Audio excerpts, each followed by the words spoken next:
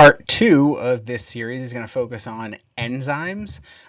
Enzymes are very important proteins that are used to help make reactions, both exergonic and endergonic reactions, go at a faster rate and be much more efficient for the cell.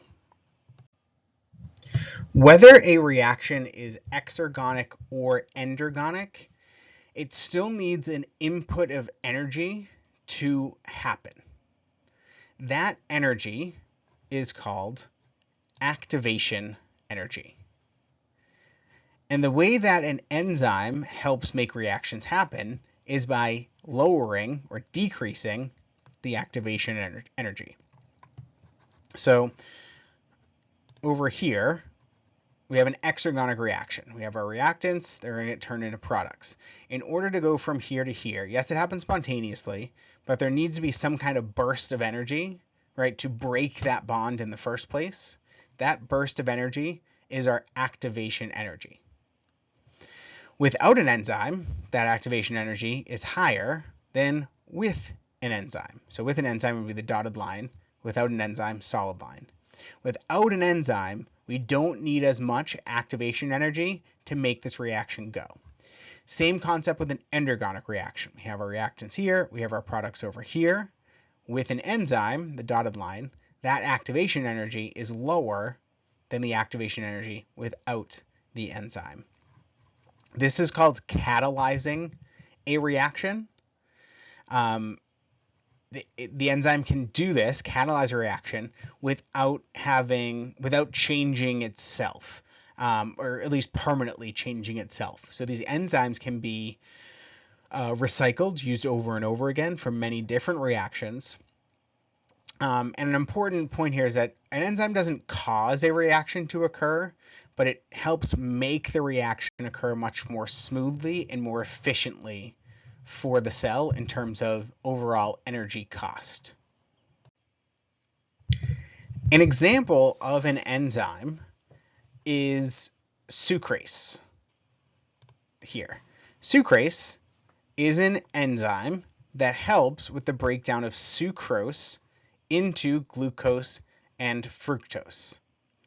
Normally, this reaction would happen very, very slowly, but with sucrase, this reaction happens much more rapidly, and our cells are much more easily able to break down sucrose molecules via these hydrolysis reactions, where water is used to break the chemical bonds, holding this dipeptide together. And lots of enzymes will have naming conventions like this. Whichever reaction they are responsible for, their name will kind of be reminiscent of that. So like breakdown of sucrose, sucrase does that. And whenever you see a protein whose name ends in ASE, that's a good hint that we are dealing with an enzyme. So ASE, sucrase, this is an enzyme that's breaking down sucrose. Now, the way that an enzyme will speed up a reaction is kind of different depending on what type of reaction we're dealing with. Here are a couple of methods.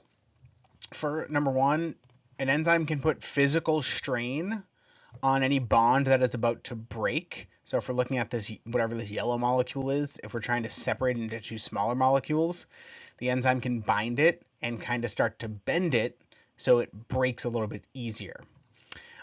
If we are binding two molecules together, an enzyme can bind the molecules and sort of orient them in a way that it is how we want them to be connected, right? The functional groups or the atoms that are forming the bond between will face each other when bound by the enzyme. So that makes the reaction a little bit easier.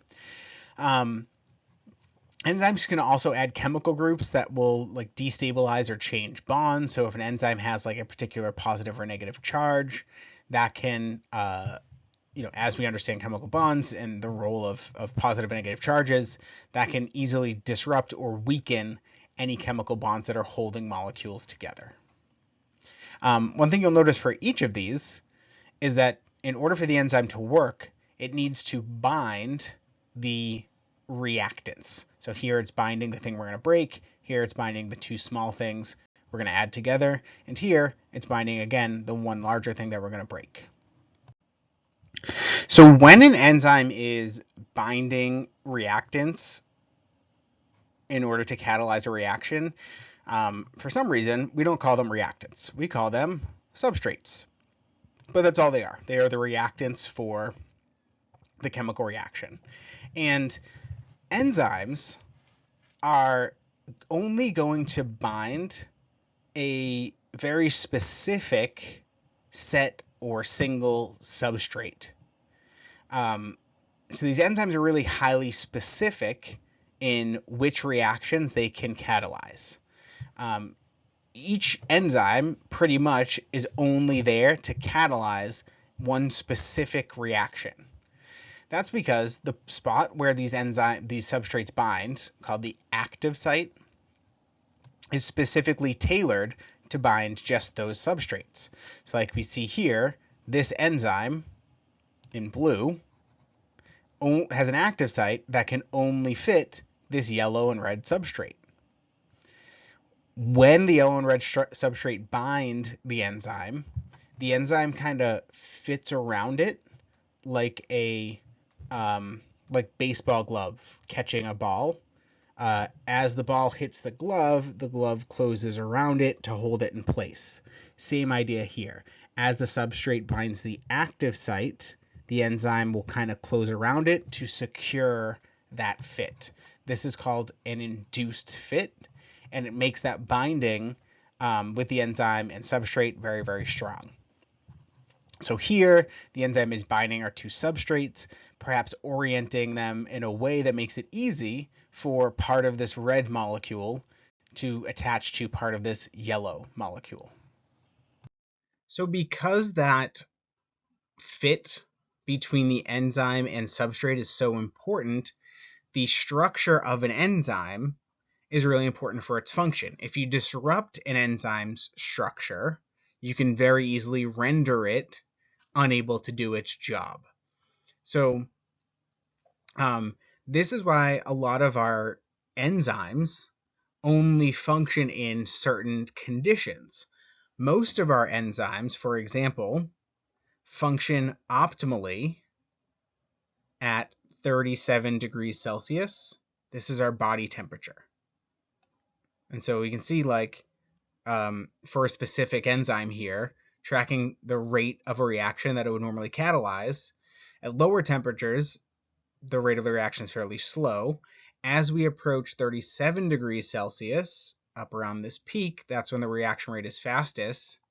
And then when we get warmer, that reaction rate slows down. And when we get to a certain point, the reaction stops entirely. At that point, the protein has been denatured and therefore can't function at all. For enzymes in a heat-loving bacteria, those will likely function optimally at a higher temperature. So like here, we're seeing at 75 degrees Celsius, a certain enzyme is functioning optimally, whereas at lower temperatures, like our body weight, it doesn't work at all.